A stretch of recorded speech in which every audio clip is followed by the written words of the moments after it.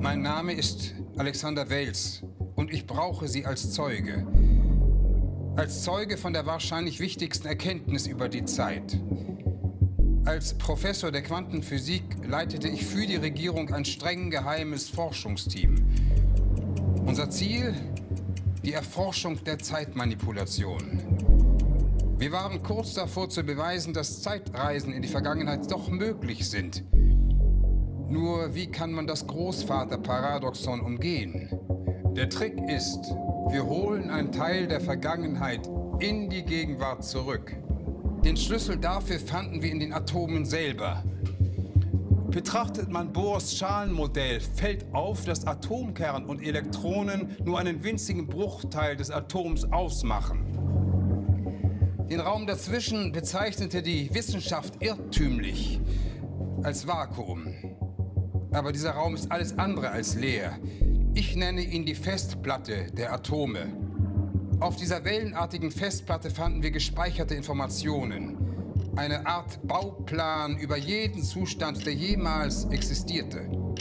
Es ist uns sogar gelungen, darauf zuzugreifen. Wir hätten nur noch das Problem der finalen Rekonstruktion lösen müssen. Aber nach 7 Versuchen wurden die Förderungen gestrichen.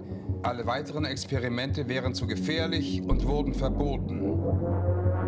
Meine Motive unethisch und zu persönlich. Doch durch die Ergebnisse der letzten Tests habe ich so viel über die Zeit gelernt, dass ich mir sicher bin, mein nächster Versuch hätte mich zum Erfolg geführt. Ich hatte also keine andere Wahl. Ich habe die Apparatur aus dem Labor gestohlen, Optimierungen vorgenommen und an einem geheimen Ort das Experiment vorbereitet.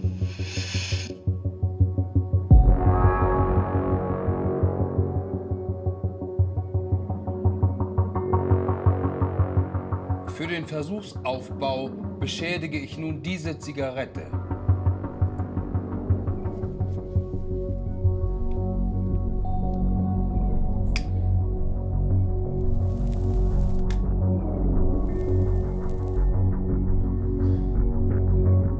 Sobald ich mit der Verschränkung der Zustände beginne, sollte die Rekonstruktion starten und die Zigarette in ihre 5 Minuten jüngere und unversehrte Form umgewandelt werden.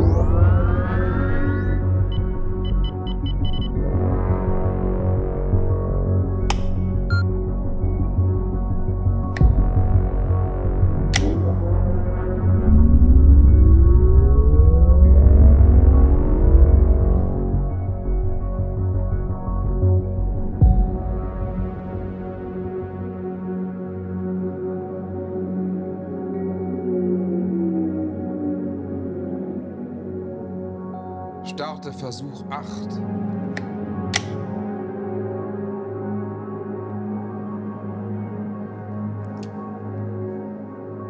Bis bald.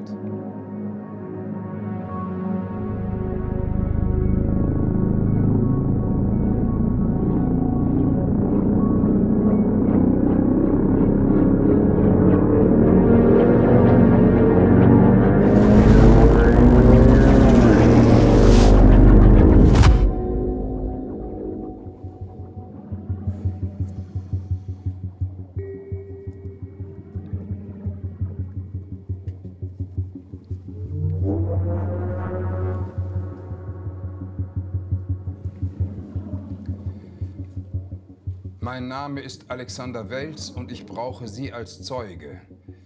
Als Zeuge von der wahrscheinlich wichtigsten Erkenntnis über die Zeit.